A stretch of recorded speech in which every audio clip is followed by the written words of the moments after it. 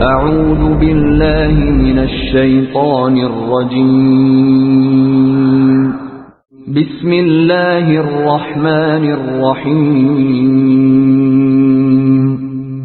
به نام خداوند بخشنده مهربان. ویل لکل همزة لمزة. وای بر هر غیبت کننده و عیب جوی. الذی جمع مالا وعدده. همان کسی که مال فراوانی گرد آورد و آن را شمارش کرد.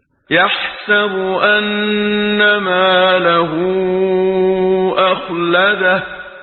گمان می کند که مالش او را جاودانه می سازد. کلا لینبذن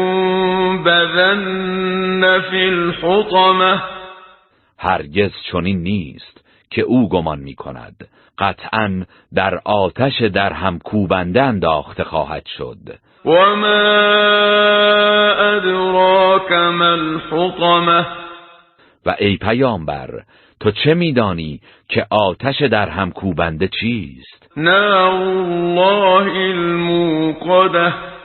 آتش برافروخته الهی است. التي تطلع على الافئده. آتشی که بر دلها چیره می‌گردد و می‌سوزاند. انها علیهم مؤصده. بیگمان آن آتش بر آنان فرو بسته و از هر سو محاصرهشان کرده است. فی عمد ممدده.